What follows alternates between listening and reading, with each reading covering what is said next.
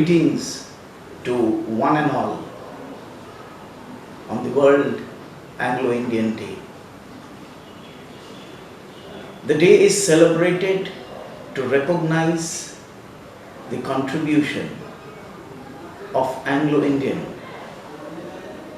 in almost all the fields which we know, be it army,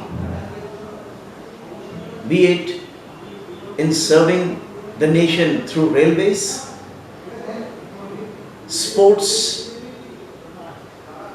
and above all, in education.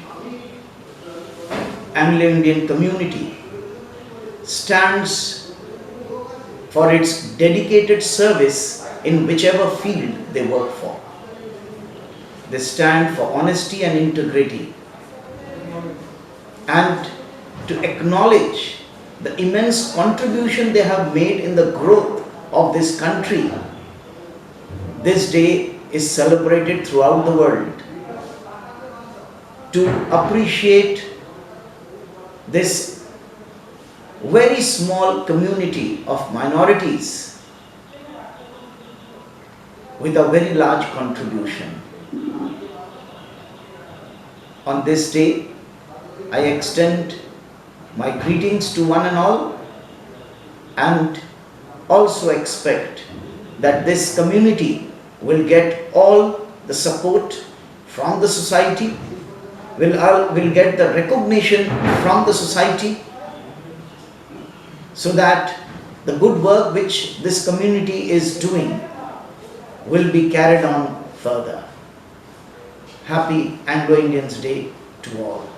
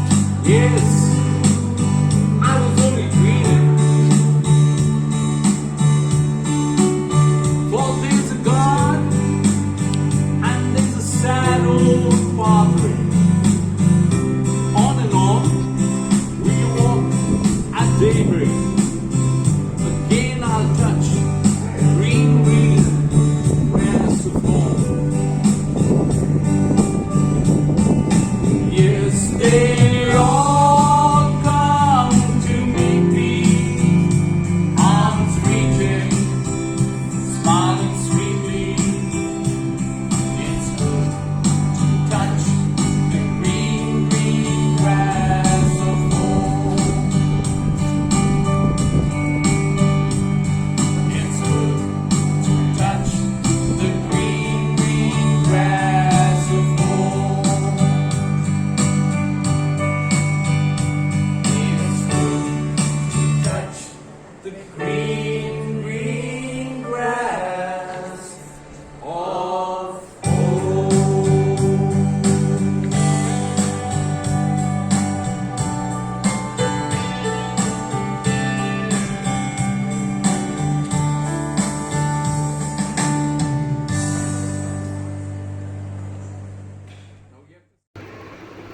World's Anglo-Indian Day. First of all, we all Anglo-Indians should be proud to be an Anglo-Indian and celebrate this day as World Anglo-Indian Day.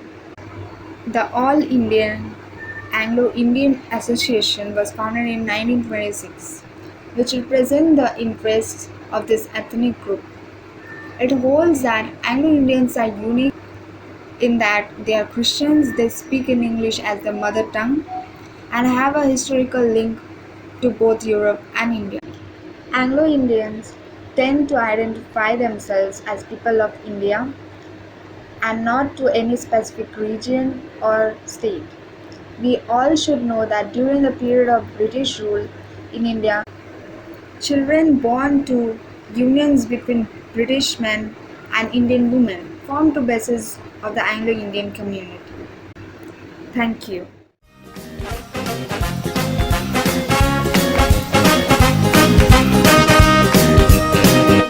When I look into your eyes,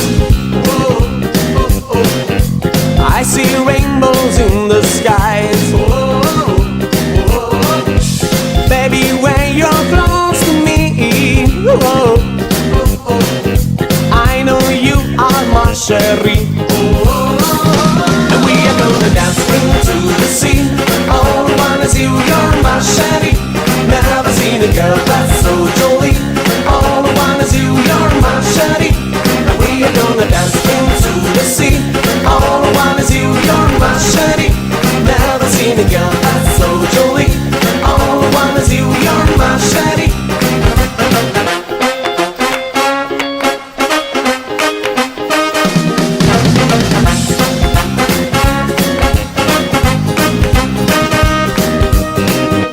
We don't need to run or hide.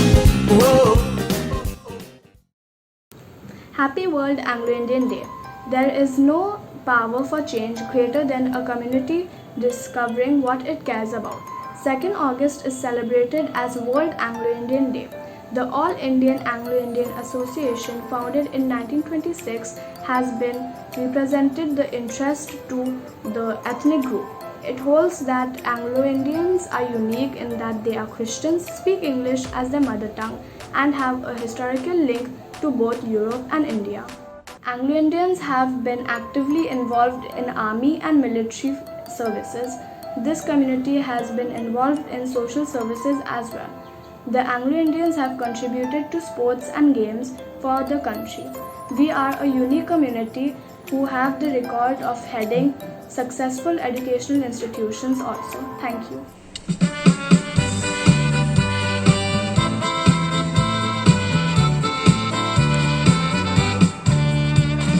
Here we are, my friends, gathered together.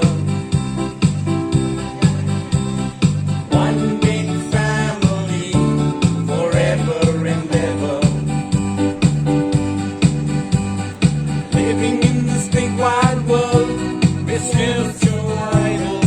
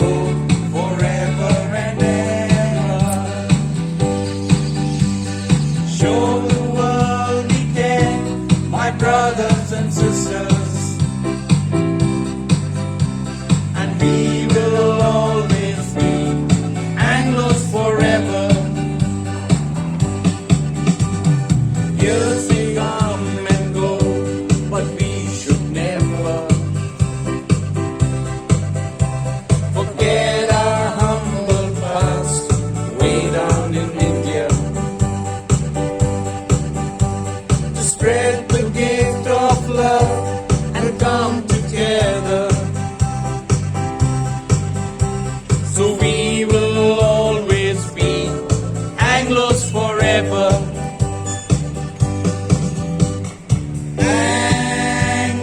Anglo-Indians forever. Oh, what a feeling inside. We keep getting stronger. Anglo-Indians forever. United in harmony, together forever. Anglo-Indians forever. Oh, what a feeling inside. We keep getting stronger. Anglo-Indians forever. United in harmony, together forever. United in harmony, together forever. United in harmony, together forever.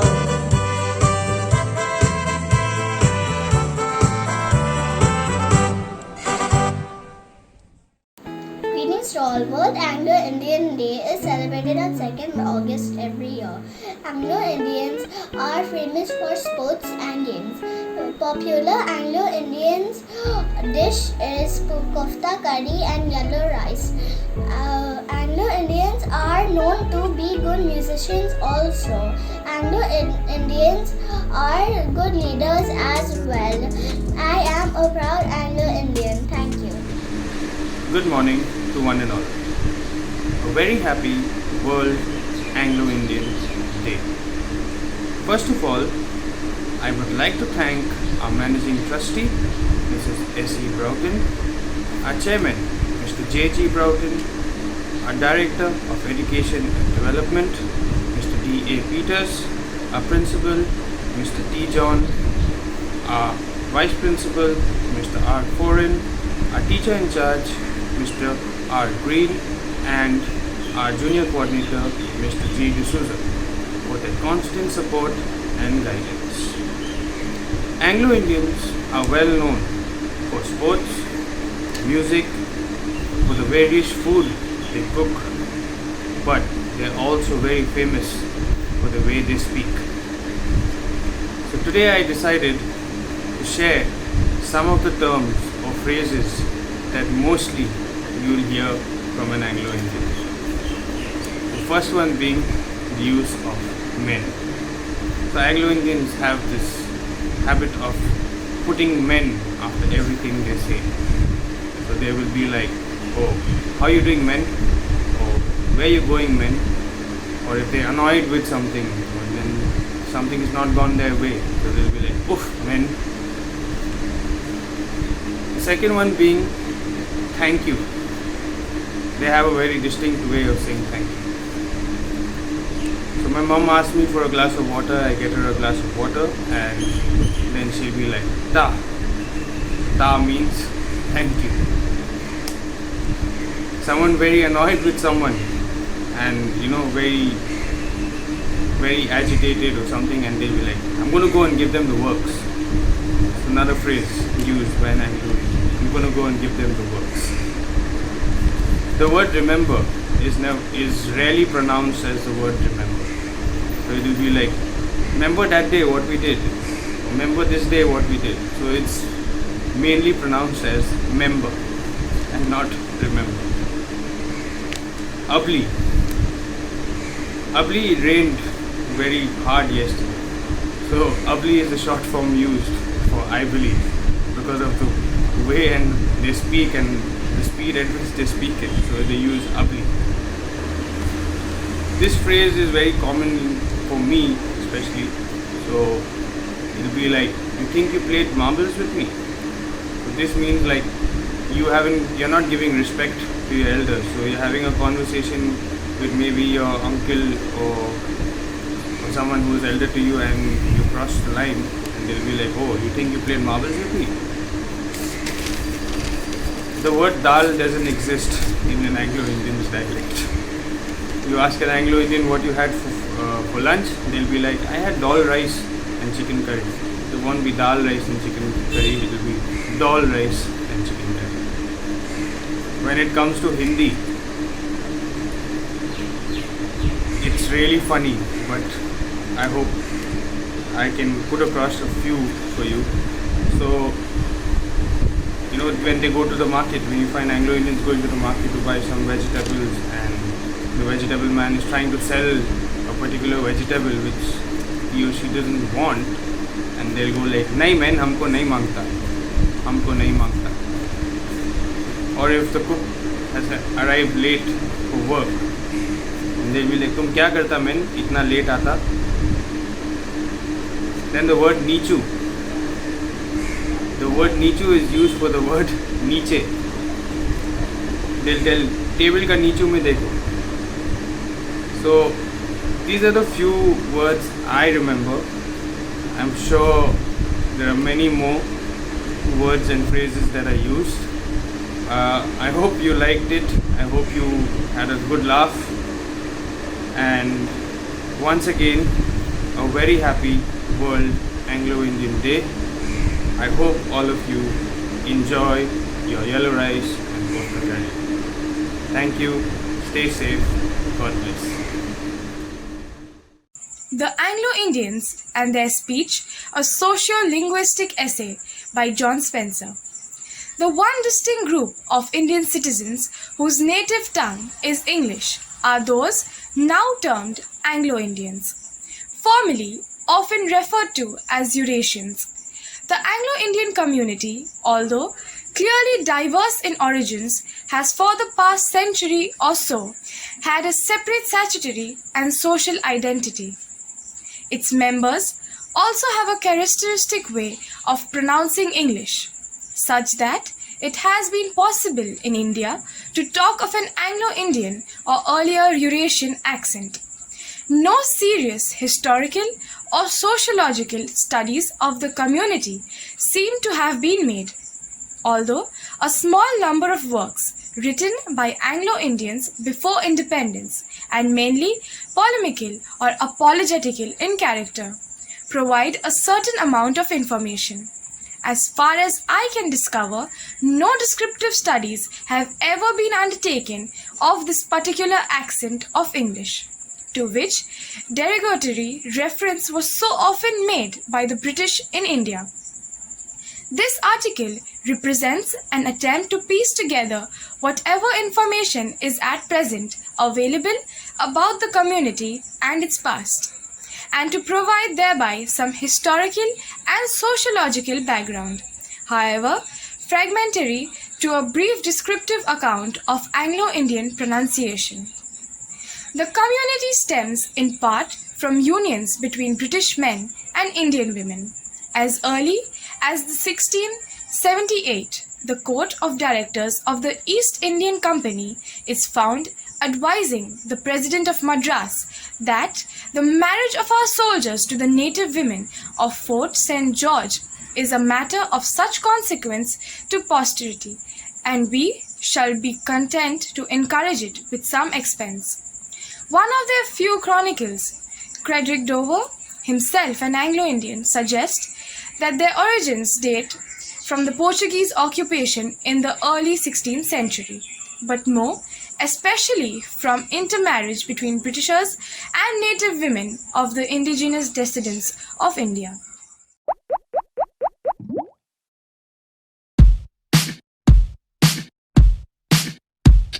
Smooth like butter, like a criminal undercover. Don't pop like trouble, breaking into your heart like that. Cool shade stunner, yeah, owe it all to my mother. Hot like summer, yeah, I'm making you sweat like that. Break it down. Ooh, when I look in the mirror, I'm not too hard to do. I got the superstar glow, so ooh, do the boogie. A side step right left to my beat. I like the moon rock with me, baby. No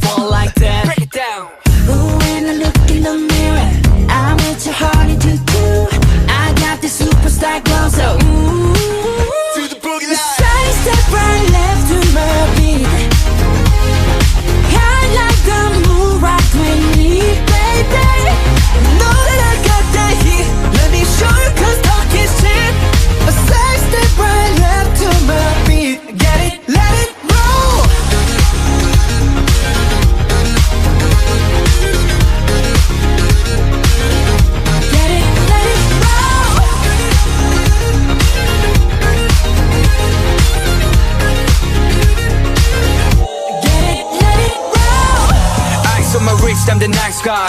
Got the right body and the right mind. Rolling up the party, got the right vibes. Move like haters,